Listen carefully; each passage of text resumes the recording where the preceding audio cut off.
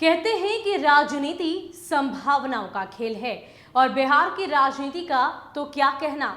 यहाँ पर पल पल बदलती सियासत कौन सा नया मोड़ लेकर आएगी ये कोई नहीं जानता। और अभी देख लीजिए, एक तरफ जहां चिराग पासवान की तरफ से आशीर्वाद यात्रा का ऐलान कर दिया गया, 5 जुलाई को उनके स्वागत की भव्य तैयारियां की जा रही है, तो वहीं दिल्ली में उठे सियासी पटक को लेकर अब शांति का माहौल हो गया है। जी हां, इस बात की चर्चा बिहार के राजनीतिक गलियारों से लेकर केंद्र की गलियारों तक हो रही थी कि मॉनसून से पहले केंद्र में मंत्रिमंडल का विस्तार होगा। इतना ही नहीं, जेडीयू भाजपा की तरफ से नाम भी चर्चाओं में सामने आ रहे थे। एलजेपी को लेकर भी ये बात सामने आ रही थी कि कहीं पशुपति पारस को केंद्र के कैबिनेट में तो शामिल नहीं किया जाएगा। ये तमाम चर्चाएं तो हो रही थी, लेकिन इन तमाम चर्चाओं पर अचानक ही विराम लग गया है। अब आप ये सोच रहे होंगे कि आखिर क्यों, तो आपको बता दें कि केंद्र में कैबिनेट विस्तार पर फिलहाल चिराग के आशीर्वाद यात्रा ने ब्रेक लगा दी है। जी हां, चिराग पासवान के आशीर्वाद यात्रा के बाद ही केंद्र में कैबिनेट का विस्तार होगा।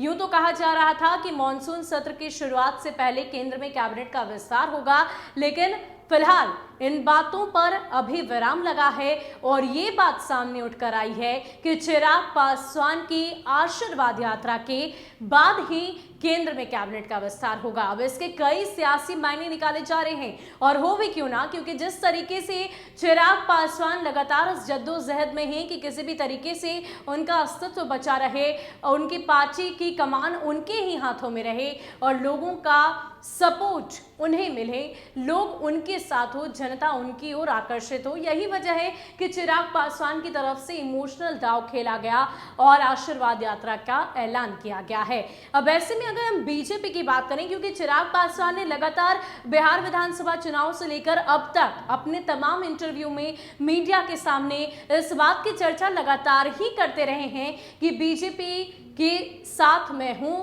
इतना ही नहीं, पीएम मोदी का खुद को हनुमान भी चिराग पासवान ने बताया। लेकिन इन दिनों जिस तरीके से लोजपा में टूट हुई और उसके बाद मीडिया से रूबरू होते हुए उन्होंने कई दफे इस बात की चर्चा की कि एक तरफा कोई रिश्ता नहीं चलता और अगर बीजेपी उनका साथ नहीं देती है तो आने वाले वक्त में उन्हें एक नए दृष्टिकोण से अपनी राजनीति को देखना होगा।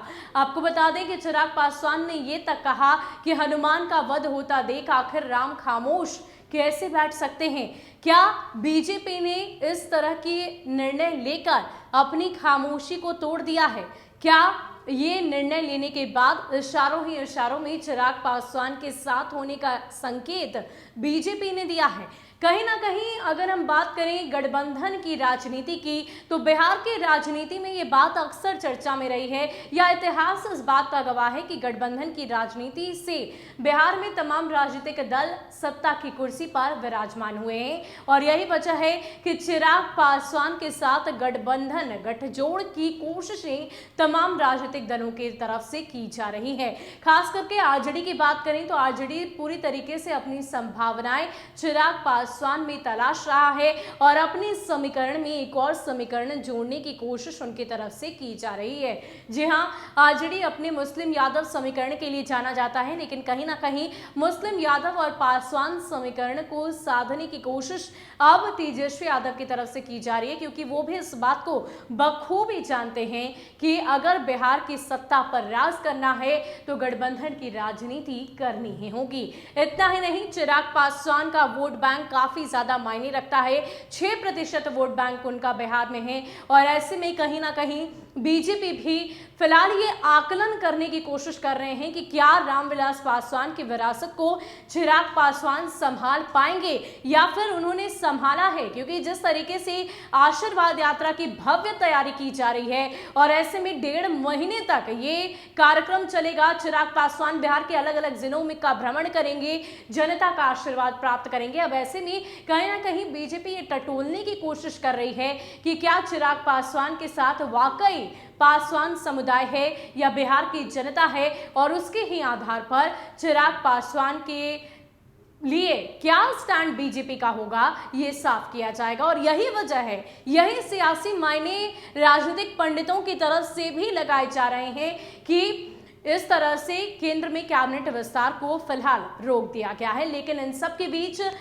कहते ही हैं कि राजनीति पल पल बदलती है और संभावनाओं का खेल है, और इन संभावनाओं में कौन सी संभावना सटीक होगी बिहार की राजनीति के लिए, ये तो आने वाला वक्त बताएगा। लेकिन फिलहाल कोशिशें तमाम राजनीतिक दलों की तरफ से पुरजोर की जा रही है। सफलता किसे मिलेगी, चिराग किसके होंगे, बीजेपी चिराग के लिए क्या करती है, ये सब फिलहाल वक्त पर ही छोड़ दें तो बेहतर होगा।